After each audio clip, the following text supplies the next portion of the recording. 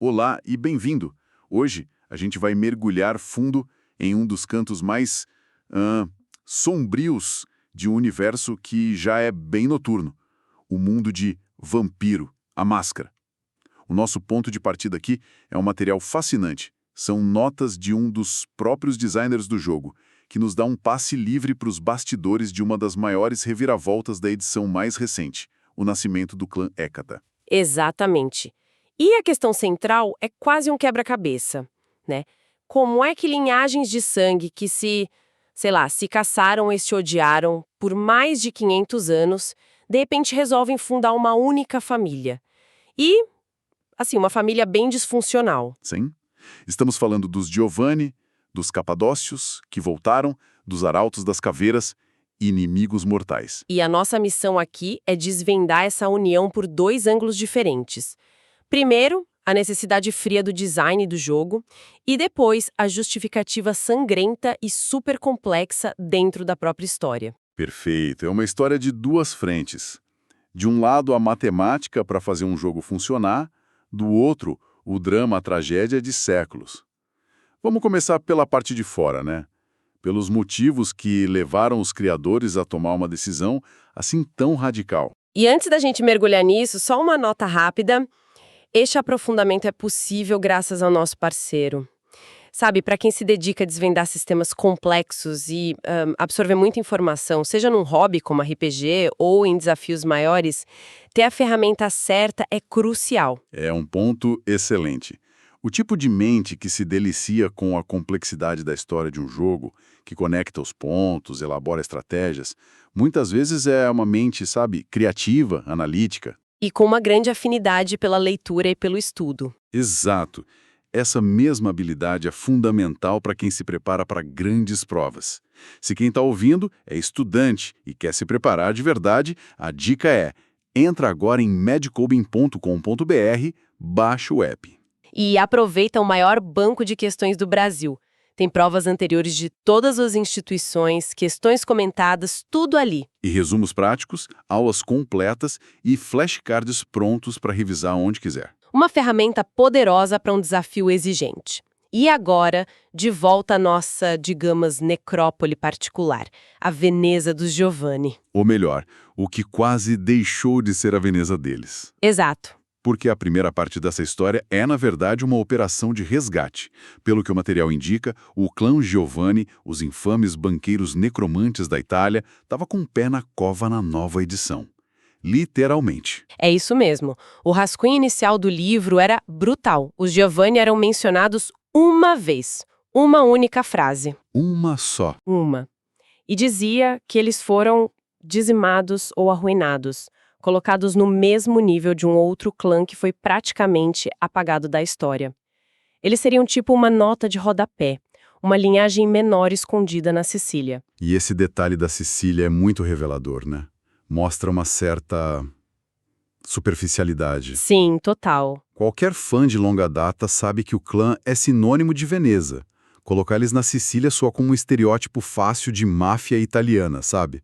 Ignora toda aquela construção de poder da renascença que eles tinham. Precisamente. E foi aí que o autor do nosso material, que já vinha plantando sementes para essa unificação em outros livros, interveio.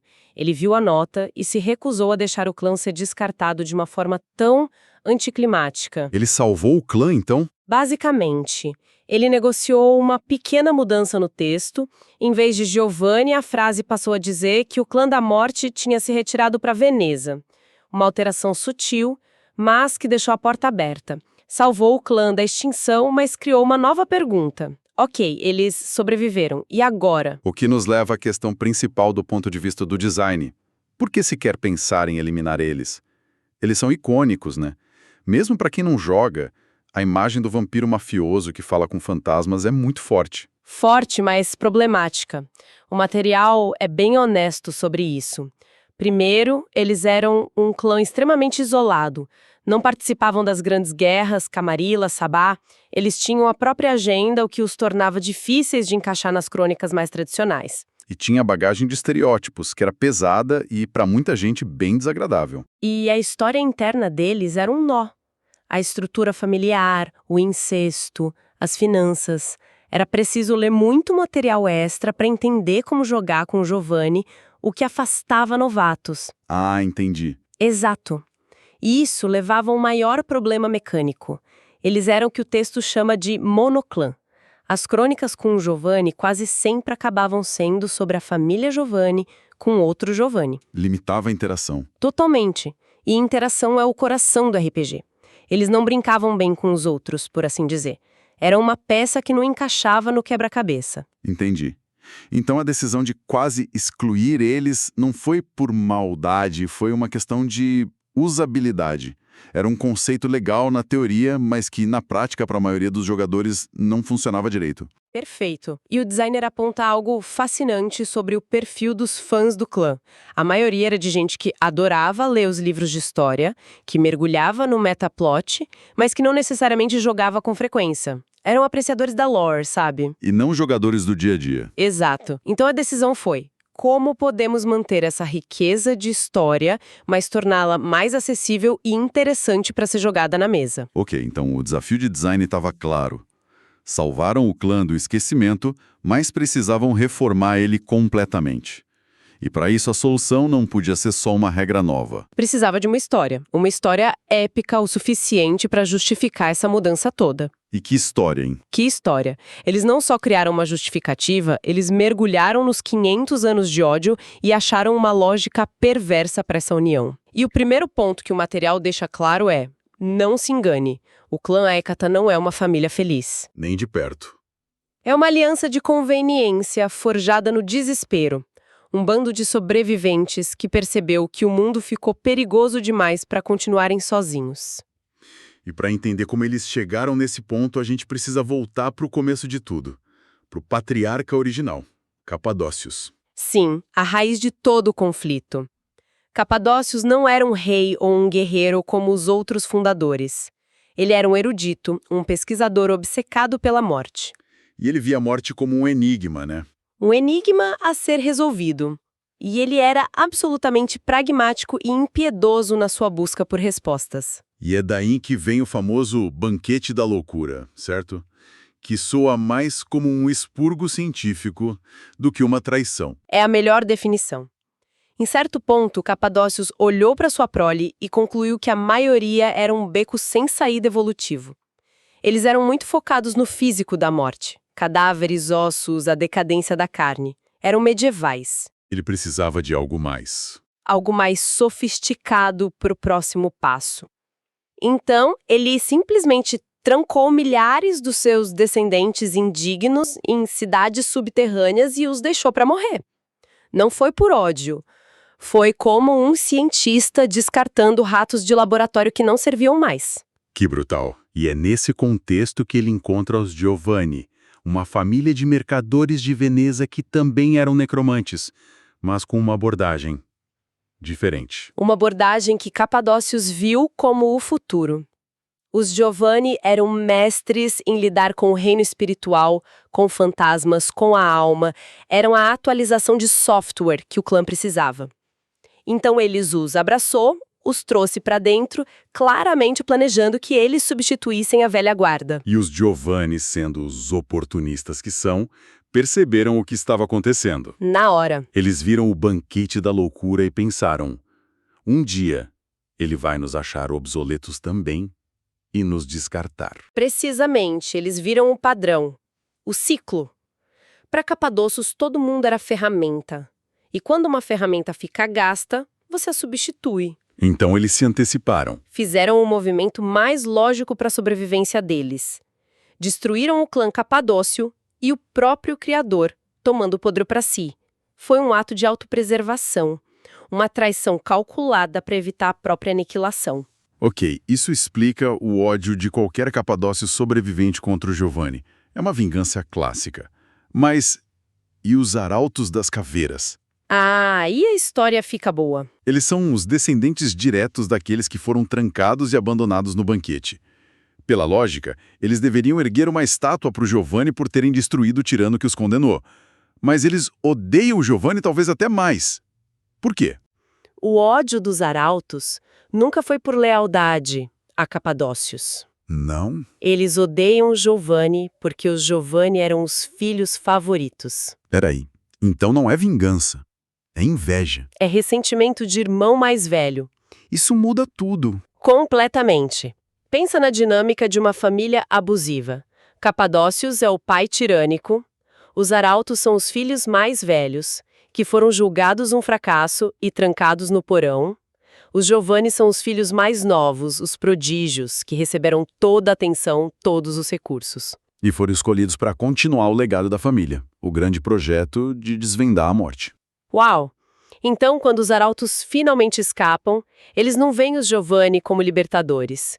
Eles os veem como os usurpadores que roubaram o lugar deles. O sucesso deles é um lembrete constante do fracasso dos arautos aos olhos do pai. Exatamente.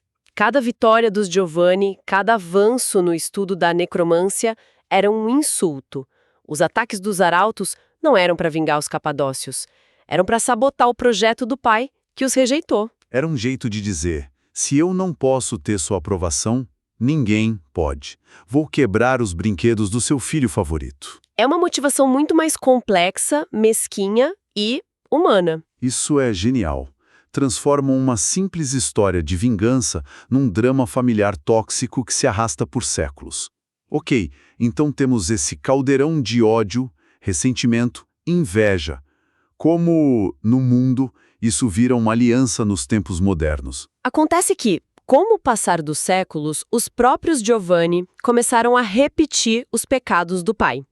A liderança do clã, os anciões, acumulou todo o poder, todo o conhecimento. E começou a tratar as gerações mais novas da mesma forma. Exatamente. Como peões descartáveis, ferramentas que nunca teriam a chance de ascender de verdade. O ciclo se repete.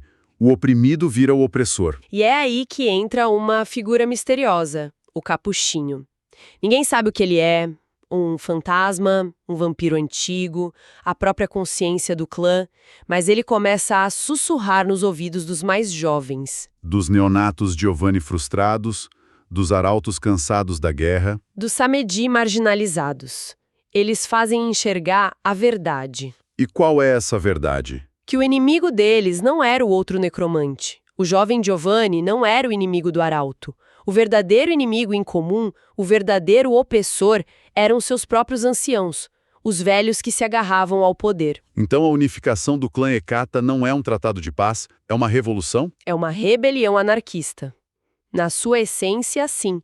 As gerações mais novas de todas essas linhagens inimigas se unem com um propósito: derrubar a velha guarda. Eles promovem uma purga, Massiva. eliminando seus próprios mestres, pais e avós vampíricos.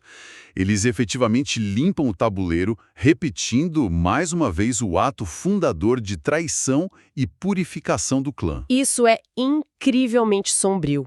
E, do ponto de vista do jogo, traz uma vantagem estratégica imensa, não é? Gigantesca. Ao se livrarem de quase todos os seus membros mais velhos, o novo clã Hecata se torna praticamente imune ao chamado, aquele evento da história que está atraindo os vampiros mais antigos para o Oriente Médio. Enquanto os outros clãs perdem a liderança, Eles são um clã de jovens sobreviventes, com um começo novo e sangrento, livres para agir num mundo sem os seus antigos mestres. E o material ainda joga uma última provocação, uma pincelada de controvérsia, como diz o texto. A ideia de que talvez tudo isso fosse parte do plano de Capadócios desde o início. É a cereja do bolo. A sugestão de que esse ciclo de purga e renovação era o mecanismo que ele criou para garantir que seu clã sempre estivesse afiado, sempre liderado pelos mais ambiciosos. Que a traição dos Giovanni e a rebelião dos Hecata não foram falhas no plano. Mas o plano funcionando perfeitamente. Isso recontextualiza tudo e deixa um mistério delicioso para ser explorado. Que jornada! Então, no final, a criação do clã Hecata foi uma solução incrivelmente elegante para dois problemas. Do lado do design, transformou um clã impopular em algo dinâmico, jogável e central para a nova edição. E do lado da narrativa, em vez de apagar o passado, eles o aprofundaram. Criaram uma história complexa e trágica sobre ciclos de abuso, sobre ressentimento e sobre a rebelião dos oprimidos. E a mensagem final do criador, que eu acho fundamental, é um apelo para quebrar estereótipos. Um personagem Hecata não precisa ser um mafioso italiano. De jeito nenhum. Ele pode ser qualquer coisa. A própria origem do clã, essa fusão de tantas culturas, é um convite para criar indivíduos, não caricaturas. Podem ser covelos vodú do Haiti, estudiosos egípcios. Exatamente. A paleta de opções ficou infinitamente mais rica. Eles são o clã da morte em todas as suas formas. O que nos deixa com uma última reflexão, um pensamento para quem nos ouve levar consigo. Agora que este clã de sobreviventes, forjado na inveja e unido pela rebelião, finalmente parou de lutar entre si, a grande questão que fica no ar é: o que eles farão a seguir? Com seus anciões fora do caminho, qual é o próximo passo para o poder unificado